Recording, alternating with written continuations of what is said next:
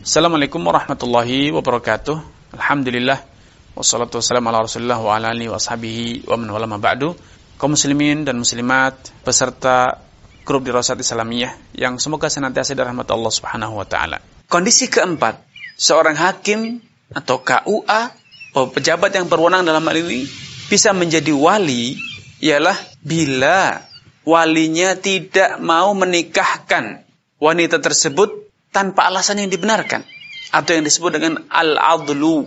Walinya bersikap semena-mena, walinya kehilangan fungsi sebagai wali, sehingga dia tidak mau menikahkan wanita ini dengan lelaki yang soleh, tetapi dia ingin menikahkan wanita tersebut dengan lelaki yang bejat, lelaki yang jelek agamanya, lelaki yang akan mencelakakan, merusak agama wanita tersebut. Sedangkan wanita tersebut menginginkan untuk nikah dengan lelaki yang soleh. Bahkan sudah ada lelaki soleh yang melamarnya, tetapi karena orang tuanya menginginkan harta, atau secara dalam tanda kutip ingin menjual anaknya, dia akan nikahkan dengan siapa saja, yang penting dia mendapatkan uang komisi atau uang apalah namanya, mendapatkan uang suap atau uang kompensasi atas pernikahan tersebut yang nilainya mungkin fantastis. Atau orang tuanya ingin menguasai hasil kerja anaknya, gaji anaknya. Kalau memang anaknya adalah seorang karyawan, seorang pegawai, dia ingin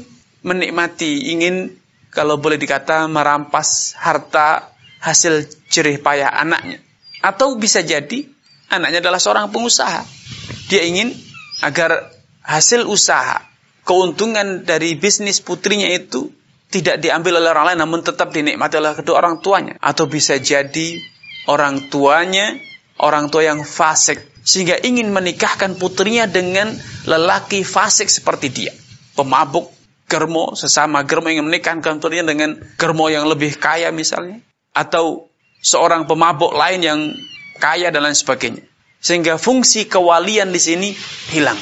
Maka dalam kondisi macam ini, para fuqaha termasuk Al-Imam Syafi'i rahimahullah ta'ala dalam mazhab Imam Syafi'i, ketika terjadi al-adlu semacam ini, walinya kehilangan fungsi sebagai wali, maka yang menjadi wali adalah as-sultan, seorang hakim atau penguasa. Dalam hal ini di negeri kita, alhamdulillah sudah ada petugas khusus yang memverifikasi, yaitu wali hakim atau KUA, petugas yang ditunjuk. Atau kalau memang terjadi sengketa, maka wanita tersebut bisa mengajukan gugatan kepada pengadilan agama agar perwalian orang tuanya dicabut.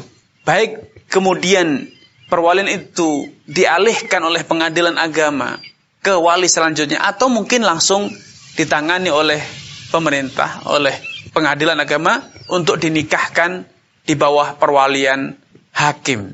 Nah, ini boleh dikata inilah kondisi emergensi, karena idealnya dan secara normatif seorang wali itu akan berusaha mencarikan calon yang paling baik, lelaki yang soleh, lelaki yang mampu menggandeng tangan putrinya atau saudarinya ke pintu surga, lelaki yang baik. Seperti arahan dan anjuran Nabi SAW, idza atakum man tardawna dinahu wa khuluquhu fazawijuh.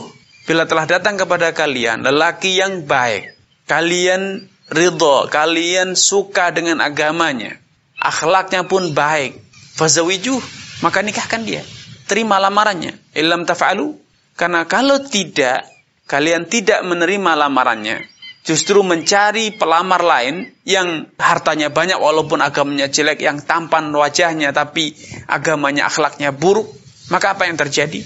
Takun fitnatun fil ard, akan timbul kekacauan yang luar biasa, kekacauan yang besar, kerusakan yang besar. Apa itu?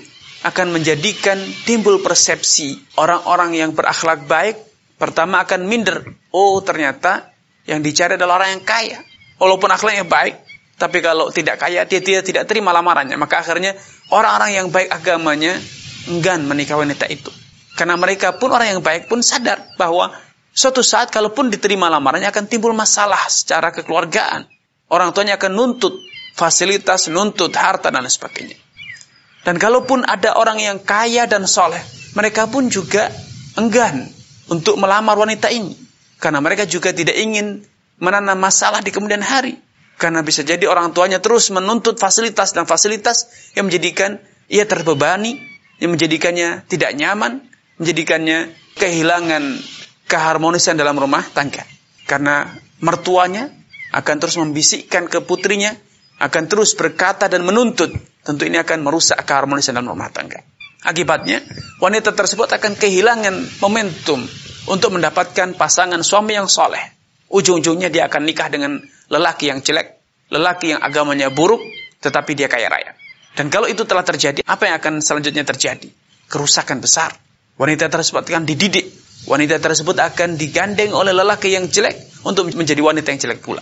Bisa jadi akan dibawa untuk berbuat maksiat, merusak agamanya.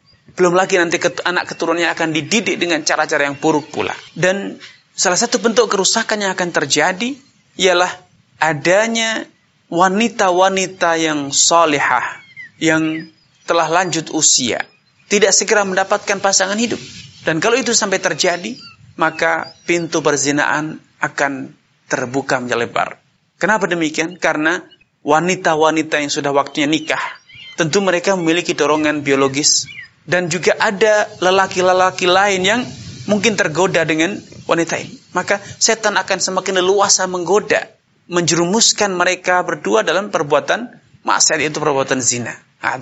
Karena itu, dalam kondisi emergensi ketika tidak ada wali atau walinya berseteru bersengketa sama mereka, tidak ada kata sepakat, atau kemudian dalam kondisi al-adlu, walinya tidak ingin menikahkan dengan lelaki yang baik, justru sebaliknya ingin dinikahkan dengan lelaki yang jelek, atau bahkan tidak ingin menikahkan sama sekali, maka dalam kondisi ini memenuhi kriteria atau memenuhi larangan Allah Subhanahu wa taala, wala ta'dhuluhun.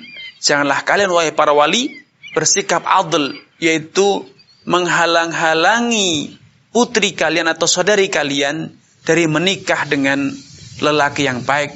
Salah satunya adalah mantan suaminya yang telah menceraikan, kalau memang idza taradha bainahum bil ma'ruf, karena kalau mereka memang sudah ada kesepakatan untuk merajut kembali rumah tangganya. Kalau dalam kondisi rujuk saja, yang sudah terbukti bahwa keduanya pernah gagal dalam membangun rumah tangga, kalau kemudian hari terjalin komunikasi yang baik, ada penyesalan, ada etikat baik kedua belah pihak untuk berusaha kembali, mencoba kembali merajut rumah tangga yang harmonis, rumah tangga yang sakinah, mawaddah dan rahmah. Kalau dalam kondisi ini saja, wali tidak boleh bersikap acuh, enggan untuk menikahkannya. Apalagi bila dalam kondisi wanita tersebut belum pernah menikah, dan ternyata yang melamarnya adalah lelaki yang soleh, lelaki yang baik. Maka tentu wali lebih terlarang ya. Larangan untuk bersikap acuh, enggan menikahkan itu tentu lebih kuat.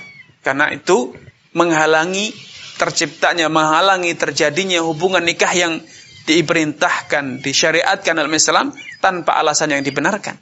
Dan itu sama saja membuka pintu kemaksiatan. Ini yang bisa kami sampaikan pada kesempatan yang berbahagia ini. Semoga Allah Subhanahu wa taala menjadikan kita termasuk orang-orang yang yastami'una al-qawla fayattabi'una ahsanah. Kurang dan lebihnya saya mohon maaf. Billahi taufiq wal hidayah. Wassalamualaikum warahmatullahi wabarakatuh.